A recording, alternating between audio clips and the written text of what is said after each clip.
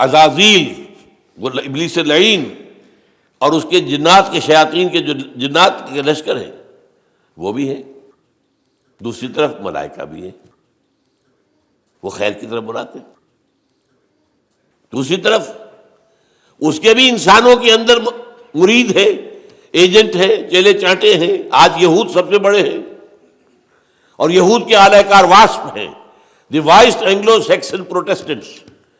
برطانیہ اور U S A سب سے بڑے چیلے چانٹے اعلی کار ہیں یہودیوں۔ چنانچہ برطانیہ نے انہیں فلسطین میں دوبارہ آباد ہونے کی اجازت دی ہے 1917 میں بالفور ڈکلریشن کے ذریعے سے، اور امریکہ نے انہیں ریاست بنا کر دے دی ہے 1948 میں یونائٹڈ نیشن کے ذریعے سے۔ لیکن دوسری طرف انبیاء کے پیروکار بھی ہیں جو انبیاء کے نقش قدم پر چلتے ہوئے لوگوں کو خیر کی طرف بلاتے ہیں، بھلائی کی دعوت دیتے ہیں۔ یہ مرئی ہے، جیسے یہودی نظر آ رہے ہیں مرئی ہے جو شیطان کا لشکر ہے، ایسے انبیاء کے پیروکار، ان کے نقش قدم پر چلنے والے، نصیحت کرنے والے، خیر کی طرف بلانے والے موجود ہیں۔ اب ایک بات، یہ داعیان شر یا داعیان خیر جو خارج میں ہیں، ان میں سے کسی کو انسان پر اختیار حاصل نہیں ہے۔ وہ دعوت دے سکتے ہیں، وہ بہلا پھسلا کر، سمجھا کر، اچھے داعی ہیں وہ تبلیغ کے ذریعے سے، تلقین کے ذریعے سے، نصیحت کے ذریعے سے، تعلیم کے ذریعے سے۔ جو برائی کی طرف بلانے والے ہیں وہ تحریض سے، ترغیب سے دنیا کو مزین کر کے دکھا دیں گے۔ لَأُزَيِّنَنَّ لَهُمْ فِي الْأَرْضِ، یہ شیطان نے کہا تھا اللہ تعالیٰ سے، سورہ ہجر میں ہے، میں پوری زمین ان کے لیے مزین کر دوں گا۔ یہ اسی زمین کی دنیا اور دنیا کی زندگی ہی کے عاشق بن جائیں گے۔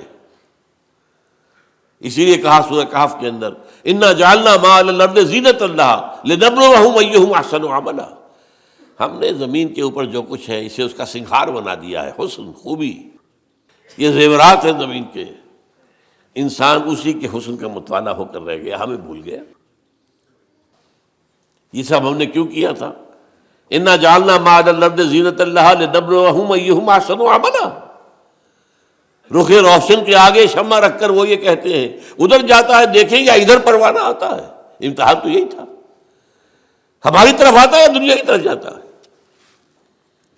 یہ اصل میں وہ امتحان ہے۔ لیکن جیسا کہ میں نے کہا، کسی ابلیس کو بھی یہ اختیار نہیں ہے کہ آپ کو زبردستی غلط راستے پر لے جائے۔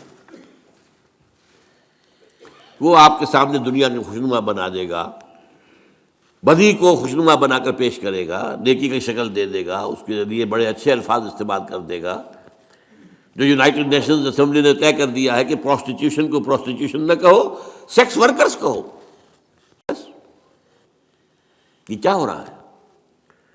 ہومو سیکشولیٹی کو بالکل یہ نہ سمجھو کہ ان نیچرل بات ہے، نیچرل انکلینیشن۔ اور یہ کون کر رہا ہے؟ United Nations Organization General Assembly کر رہی ہے۔ اس لیے اس وقت وہ یہود کے شکنجے میں ہے، فرنگ کی رگیں جہاں پنجے یہود میں۔ اسی طریقے سے انبیاء بھی کسی کو زبردستی سیدھے راستے پر نہیں لا سکتے، نہ کوئی اور داعی خیر، کوئی اور بھلائی کی طرف بلانے والا کوئی نہیں۔ ان کا کام کیا ہے؟ بشیر۔ یہ اصطلاح ذرا نوٹ کر لیجیے۔ اب کار نبوت کے ضمن کی اصطلاحات ہیں۔ وما نرسل المرسلین الا مبشرین ومنذرین، وما ارسلناک الا مبشرا ونذیرا۔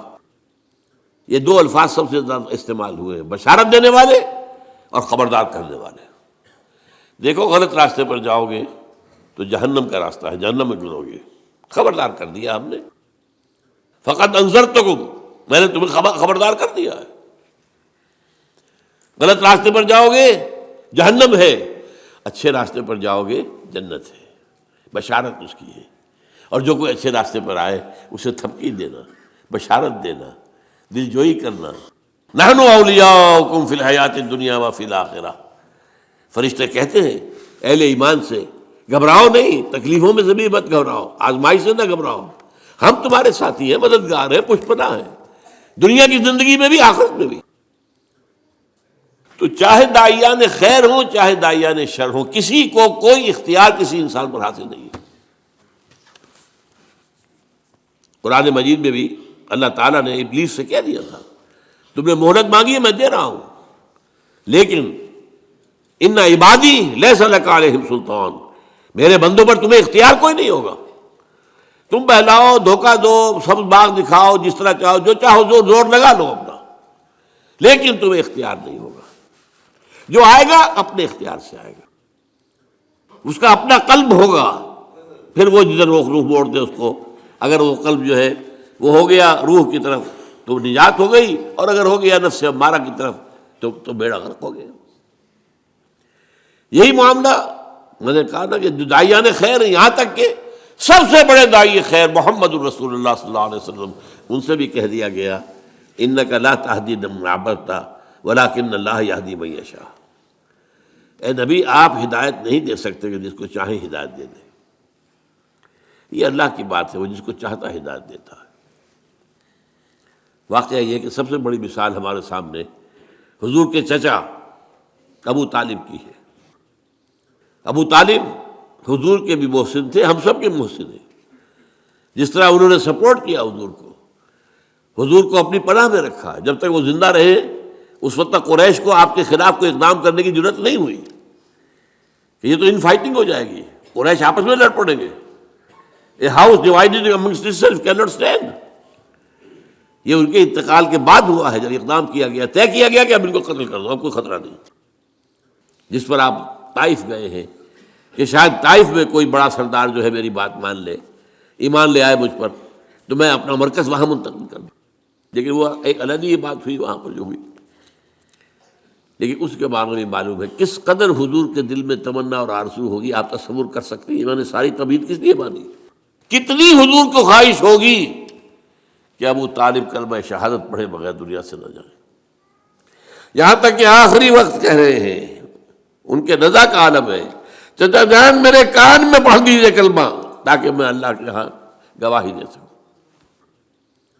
لیکن بس وہ عرب ایک مزاج خاص، اس میں جو ایک اپنا ایک زوم ہوتا ہے، اپنی عزت نفس کا۔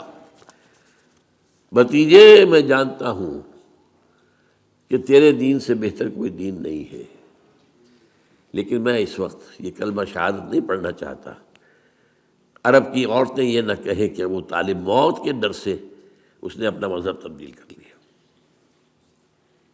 بہرحال کہنے کی بات کیا تھی، نبی کیا ہوتے ہیں؟ بشیر، نذیر، داعی اللہ۔ اپنی جگہ پر روشنی کا مینارہ، سراج منیرہ، معلم، مربی، مزکی، یہ ساری کیفیات جو ہے انبیاء کے ساتھ ہے۔ اور نبیوں کے نقش قدم پر چل کر جو لوگ خدمت خلق کرے، لوگوں کو صحیح راستے پر لائے، ان کے لیے بھی یہی الفاظ ہوں گے۔ تمام سابقہ انبیاء کے لیے بھی یہی الفاظ تھے، وَمَا نُرْسِلُ الْمُرْسَلِينَ إِلَّا مُبَشِّرِينَ وَمُنذِرِينَ۔